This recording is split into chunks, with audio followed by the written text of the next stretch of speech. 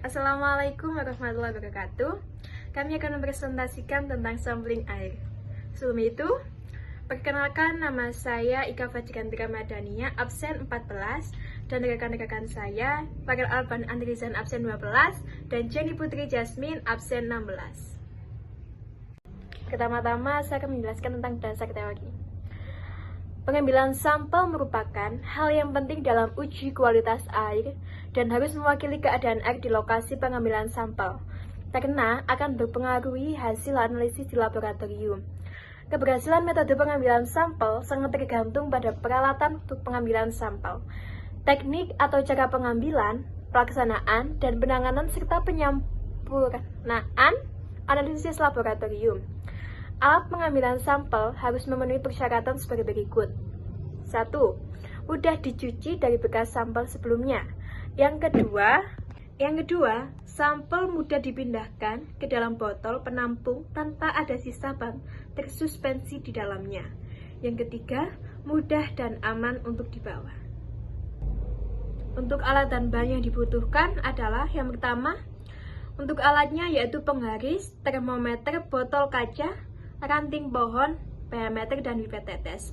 Sedangkan untuk bahan yang dibutuhkan adalah sampel air sungai, indikator universal, HNO3 pekat, kertas lakmus yang berwarna merah dan biru. Selanjutnya yaitu prosedur kerja. A. Pengambilan sampel atau sampling. Yang pertama, menentukan lokasi pengambilan sampel. Kedua, menentukan titik pengambilan sampel. Tiga, melakukan pengambilan sampel ke dalam botol kaca. Keempat, menambahkan 2-4 tetes HNO pekat ke dalam sampel hingga pH sampel di bawah 5. Yang kelima, yaitu menutup wadah sampel dan menyimpannya di laboratorium untuk digunakan praktikum selanjutnya. B. Pengujian pH. Yang pertama, menyiapkan indikator universal, kertas lakmus, dan pH meter. 2. Mencelupkan indikator universal dan kertas lakmus ke dalam sungai yang menjadi titik pengambilan sampel. Yang ketiga, membandingkan hasil indikator universal dengan trayek pH. Keempat, mengamati perubahan warna pada kertas lakmus. Yang kelima, mencatat hasil pH yang didapatkan. Keenam, mencelupkan pH meter ke dalam sungai yang menjadi titik pengambilan sampel. Yang ketujuh, melihat besar pH yang tertera pada layar pH meter. 8. Mencatat hasil pH yang didapatkan.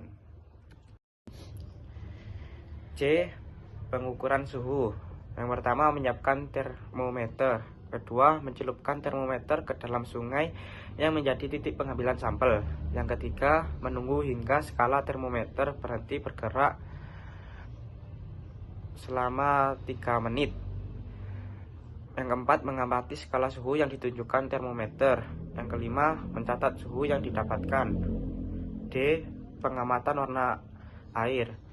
Yang pertama, menyiapkan botol kaca. Yang kedua, mengambil sampel air sungai ke dalam botol kaca. Yang ketiga, mengamati warna sampel. Yang keempat, mencatat hasil pengamatan. Dan tingkat kekeruhan. Yang pertama, menyiapkan ranting pohon dan penggaris. Yang kedua, mencelupkan ranting pohon ke dalam sungai hingga ranting pohon tidak terlihat. Apabila ranting pohon masih terlihat, maka ranting pohon dicelupkan hingga menyentuh dasar sungai. Yang ketiga, mengukur panjang atau tinggi ranting pohon yang basah. Yang keempat, mencatat hasil pengukuran. F. Pengamatan organisme air. Yang pertama, mengamati lokasi terutama titik pengambilan sampel.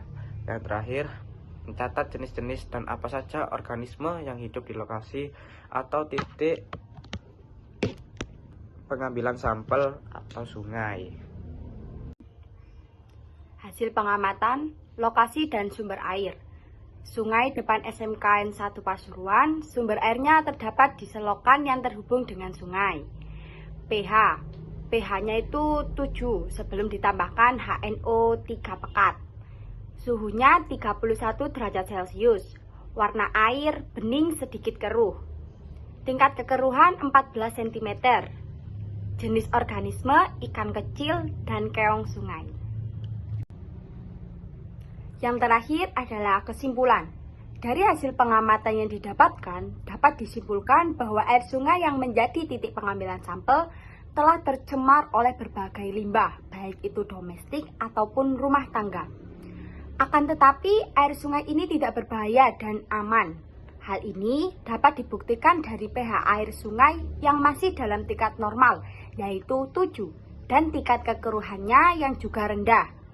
Selain itu, suhu air sungai termasuk dalam suhu normal, yaitu 31 derajat Celcius. Warna air sungai juga tidak berubah terlalu banyak dan masih terdapat organisme ataupun hewan yang dapat hidup di dalamnya. Hal tersebut menandakan bahwa air sungai tersebut aman dan tidak berbahaya.